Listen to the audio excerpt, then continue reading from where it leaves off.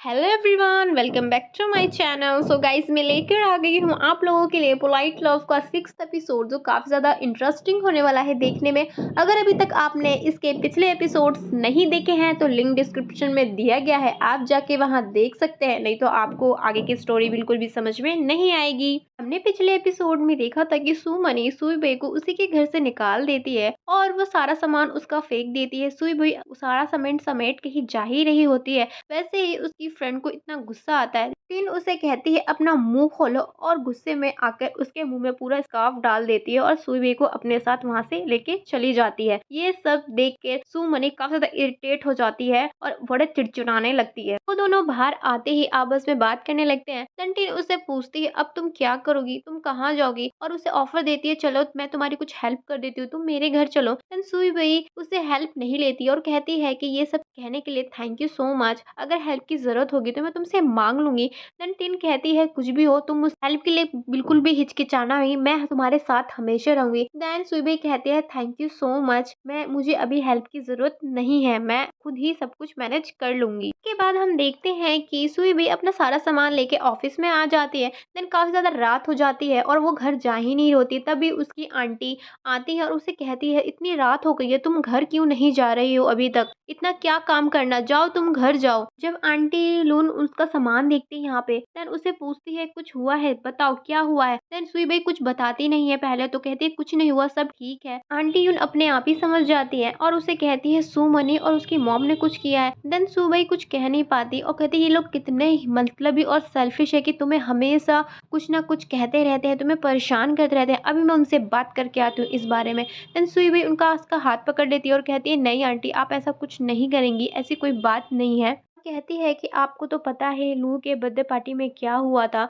उसकी आंटी कहती है वो तो सभी को पता है उसके बर्थडे पार्टी में क्या हुआ था, तो क्या तुम अपने आप को इस सारे इंसिडेंट का दोषी मानती हो। आंटी कहती है अगर तुम इस शादी से खुश नहीं हो तो तुम इसे हाँ क्यों कह रही हो।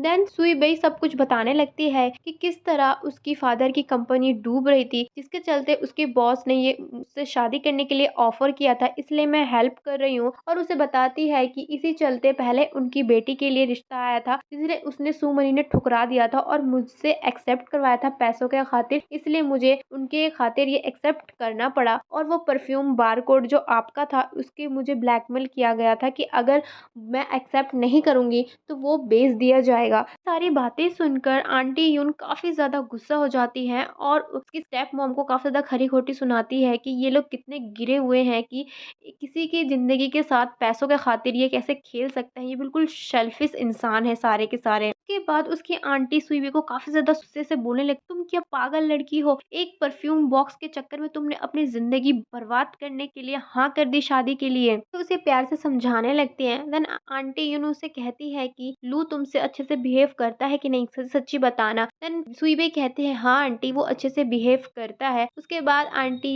यूनू से कहती है चलो तुम मेरे साथ चलो, और तुमने ये सब उसको बताया कि तुम्हें घर से बाहर निकाल दिया गया है। सुईबई कहती है मैं नहीं चाहती कि मैं उनको बताऊं, क्योंकि मैं अपना मैनेज खुद कर सकती हूँ सारी सिचुएशनों को। देन वो आंटी उनके साथ भी जाने से मना कर देती है। दूसरी तरफ मिस्टर लू को देखते हैं, जो अपने ऑफिस में बैठे बैठे ख्यालों में खोया होता है सुईबई के। कैसे वो सुईबई को चादर खींचते वक्त सुईबई उसके पास आ गई थी। देन अचानक से उसका असिस्टेंट आके उससे कुछ पूछता है, बट वो जवाब नहीं देता क्योंकि वो ख्यालों में ही खोया रहता है। देन असिस्टेंट गाँव कहता है क्या हुआ सर, इतने चेंजेस, आप तो 2 दिन के ट्रिप में इतने खो गए कि आपको ऑफिस का काम ही याद नहीं रह गया। देन लू कहता है ऐसा कुछ नहीं है। असिस्टेंट उसे ये बताते हुए कहता है कि हमें 2 बजे हॉइचन से मिलने जाना है अपॉइंटमेंट के लिए, क्योंकि वो बेस्ट डिजाइनर है, जिससे हमारी कंपनी को प्रॉफिट होगा। वर्ल्ड में एक कंपटीशन होने वाला था सभी कंपनियों का डिजाइनर को लेकर। देन उसमें हांसुई कंपनी भी कंपटीशन में पार्टिसिपेट करती है और किसी भी तरह उनको जीतना था, इसीलिए वो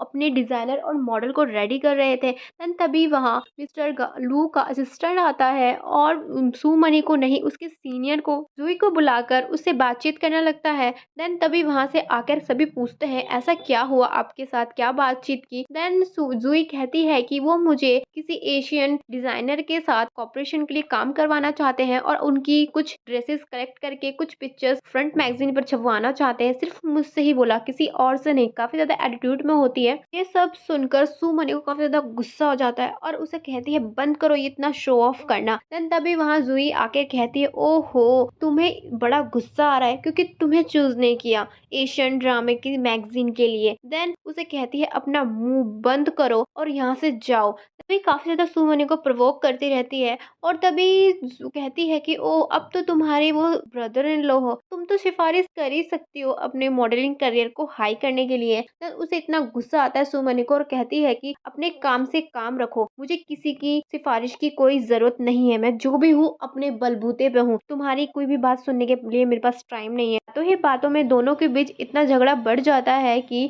जुई को सुमनी इतने जोर से चाटा मारती है और कहती है हमेशा याद रखना अपनी लिमिट कभी भी क्रॉस मत करना। देन ये चाटा मारकर वहां से चली जाती। सुमनी इतने गुस्से में होती है कि गुस्से गुस्से में एक उसे मैगजीन दिखती है जिसमें हाई जोई की फोटो होती है जो एक टॉप डिजाइनर में से एक होता है और सोचती है इसके साथ मिलने का जो हानजुई कंपनी के साथ काम करने वाला था। और वो हाईजोई के घर में उससे मिलने के लिए जाती है और हाईजो कहती है कि आप कौन है, मुझे जानने में कोई इंटरेस्टेड नहीं है, ये बताएं आप क्या करने आई हैं। देन सुमनी कहती है कि जो आप हानजुई के साथ काम करने वाले हैं आप ना करें, कोई रीजन है। देन हाईजुई कहती है मैं करूं, किसी से डील करूं या ना करूं, आपसे क्या मतलब, आप बताएं। फिर सुमनी कहती है कि मैं हानजुई कंपनी की टॉप मॉडल में से एक हूं और मैं उस चैंपियनशिप में जीत जाऊंगी जो एंजल कॉस्ट्यूम कंपटीशन होने वाला है। आप किसी और कंपनी से हाथ मिला सकते हैं बट हानजुई कंपनी से मत हाथ मिले, उसके सारे सीक्रेट्स मैं आपको बताऊंगी, आप प्लीज मेरी ये वाली हेल्प कर दीजिए। और उसे कहते हैं कि अगर मैं आपकी हेल्प कर दूंगा तो मुझे क्या मिलेगा। तो मैंने उसे पैसे देकर खरीदने की कोशिश करती है और ये सब देखकर वो हंसता है और कहता है कि तुम जब आप यहाँ आई तो आप मेरा बैकग्राउंड देखकर नहीं आई कि मेरे पास ये छोटे मोटे पैसों से मैं बिकने वाला नहीं हूँ। देन तभी डोंट नो की आवाज़ आती है और उसे कहता है कि आप जाइए, मेरा मिस्टर लू के साथ अपॉइंटमेंट है, उनसे मुझे मिलना है। देन ये सब सुनकर सुमनी के तो रंग ही उड़ जाता है और वो वहाँ से वो दौड़ के बोलती है आप बताना मत कि मैं सुमनी मैं आपसे मिलने आई थी। और वो उसी घर में जाके छुप जाती है। उसी वक्त मिस्टर लू और उसका असिस्टेंट होइजोई से मिलने आते हैं कि उनकी कंपनी में ज्वाइन कर ले वो डिज़ाइनर के चलते। देन वो होइजोई कहता है कि मैं आपकी कंपनी क्यों ज्वाइन करूं, क्योंकि मेरे पास बहुत सारे ऑप्शन है। और वो काम करने के लिए उसके साथ मना कर देता है और कहता है कि मुझे ऐसा फील नहीं होता कि आपकी कंपनी फाइनल्स तक भी पहुंच पाए, सो मैं आपके साथ काम नहीं कर सकता। देन वो डायरेक्टली मना कर देता है और उस टाइम मिस्टर लू और उसका असिस्टेंट वहां से चले जाते हैं। उसके बाद हम टीन को देखते हैं जो वो अपने घर आ ही रही होती है, तभी वो सुमनी को देख के उसके घर से निकलते हुए देन वो काफी ज्यादा गुस्सा हो जाती है और वो अपने घर में जाके अपने भाई से पूछती है कि सुमनी यहाँ पे क्या कर रही थी भाई। देन उसका भाई कहता है कि तुम्हारे ये पर्सनल मैटर नहीं है, तुम ये सब बातें छोड़ो। उसे कहता है कि मैंने तुम्हारे लिए फ्लाइट बुक कर दी है, तुम मेरे साथ वापस जाओगे। देन टीन ये सब देखकर काफी ज्यादा चिड़चिड़ा हो जाती है और कहती है मैं नहीं जाना चाहती, मुझे यहाँ पे रहना है, मुझे कुछ करना है। देन उसका भाई कहता है तुम्हें कुछ भी नहीं करना, तुम्हें सिर्फ मेरे साथ जाना है। देन टिन काफी ज्यादा चिड़चिड़ी हो जाती है और कहती है कि आपके साथ रह के मैं तंग आ चुकी, ये नहीं करना वो नहीं करना, मेरी लाइफ को आपने कंट्रोल कर रखा है, मुझे जो भी करना है अपने बलबूते पे करना है, मेरे भी कुछ सपने हैं। देन ये सब आर्ग्यूमेंट करने लगते हैं दोनों भाई बहन। तभी कहती है मैं छोटी बच्ची नहीं हूँ, आपको मेरे सपनों को सपोर्ट करना चाहिए, मैं अपने बलबूते पे कुछ करना चाहती हूँ, मैं आपका सपोर्ट नहीं लेना चाहती, आप इतने बड़े डिजाइनर हो तब भी। देन उसका भाई कुछ नहीं सुनता और ज्यादा आर्ग्यूमेंट के चक्कर में उसका भाई उसका थप्पड़ मार देता है जोर से। नेक्स्ट सीन में हम देखते हैं मिस्टर लू और सुई भाई अपनी ग्रैंड मदर से मिलने आते हैं। देन उसके ग्रैंड मदर काफी ज्यादा एक्साइटेड होती है क्योंकि वो बच्चों के कपड़े लेके आती है और वो अपने ग्रैंड सन को देखने के लिए काफी ज्यादा एक्साइटेड होती है और उससे कहती है कि मुझे जल्द से जल्द पोता चाहिए, तुम जल्द से जल्द मुझे दे दोगी ना। सुई कहती है ग्रैंड मदर से ग्रैंड मदर मैंने अभी एक कॉन्टेस्ट में पार्टिसिपेट किया है, मैं पहले काम करना चाहती हूँ, उसके बाद में बेबीज के बारे में सोचूंगी। देन उसकी ग्रैंड मदर कहती है हम बहुत रिच हैं, तुम्हें तो काम करने की जरूरत ही नहीं है। देन सुईबई कहती है ग्रैंड मदर मेरे भी कुछ सपने हैं मेरे लिए, मैंने बचपन से ही ड्रीम देखा है कि मैं इस कंपटीशन कॉन्टेस्ट में पार्टिसिपेट करूं और अपनी मॉम का सपना पूरा कर सकूं। सब सुनकर ग्रैंड मदर काफी ज्यादा अपसेट हो जाती है और कपड़े अपने हाथ में पकड़े रहती हैं छोटे बच्चों के। देन वो ये वहाँ से चली जाती है अनकंफर्टेबल होकर और फ्लोरा की किचन में हेल्प करने लगती है। सो गाइस इसी के साथ ये एपिसोड पे ख़त्म होता है। नेक्स्ट एपिसोड देखने के लिए मेरे चैनल को सब्सक्राइब करें और आपको वीडियो पसंद आए तो लाइक करें, शेयर करें और कमेंट करके ज़रूर बताएं। Thank you for watching.